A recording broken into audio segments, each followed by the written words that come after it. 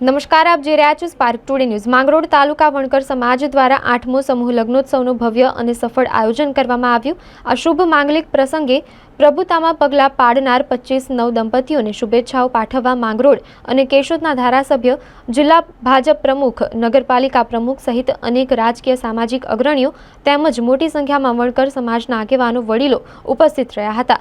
આ સમૂહ લગ્નમાં દાતાઓના સહયોગથી કન્યાઓને મોટા પ્રમાણમાં કર્યાવર આપવામાં આવેલ છે। આ પ્રસંગે ઉદાર હાથે દાન આપનાર દાતાઓનું અને મહેમાનોને પુષ્પગુચ્છ અને શાલ ઓઢાડી સન્માન કરવામાં આવ્યું હતું। આ સમૂહ લગ્નોત્સવને સફળ બનાવવા સહયોગ આપનાર તમામ લોકોનું પ્રમુખ સહિતના આગેવાનો અને કમિટી દ્વારા આભાર વ્યક્ત કરવામાં આવ્યો હતો। માંગરોળ તાલુકાના 8મા સમૂહ લગ્ન મારા સમગ્ર સમાજ વણકર સમાજના સાથ અને સહકારથી આજે સારી રીતે મેં સંપન્ન તરફ જઈ રહ્યા છે। 25 દંપતીઓના આ નવયુગલ સમૂહ લગ્નમાં ભાગ લીધો હતો।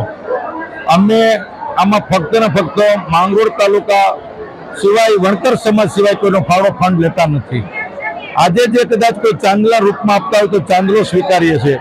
અત્યાર સુધીમાં જેટલા 8મા લગ્ન અમે પૂરા કર્યા તેમાં અમે કોઈનો ફંડ ફાળો લીધો નથી। અને આ સમૂહ લગ્નની અંદર નોકરિયાત વર્ગ, શ્રમજીવી વર્ગ, સામાજિક વર્ગ, રાજકીય વર્ગ અને અમારા સમાજના જે ગામડામાં રહે છે તમામ વણકર સમાજે સાથ અને સહકાર આપેલો છે। અમે એક દીકરીને 1 લાખ રૂપિયાની આસપાસનું અમે કર્યાવર આપીએ છીએ। અમે જે લગ્નમાં ભાગીદારી બને છે, જે નવ દંપતીના માતાજી અમે પાસ વ્યવસ્થા રાખતા નથી, અમે તેમની સંખ્યા નોંધવામાં આવે છે કે ભાઈ તમે કેટલા માણસો લે તો એ પ્રમાણે ભોજનની વ્યવસ્થા અમારી થઈ શકે છે।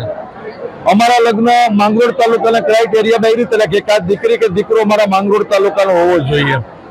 એટલે અમારી અત્યારે આમાં 23 દીકરીઓ છે અને 2 દીકરાઓએ આ સમૂહ લગ્નની અંદર માંગરોળ તાલુકાના 52 ગામમાંથી ભાગીદારી લઈ અને આમાં ઉત્સાહભેર અમારો સાથ અને સહકાર આપેલો છે।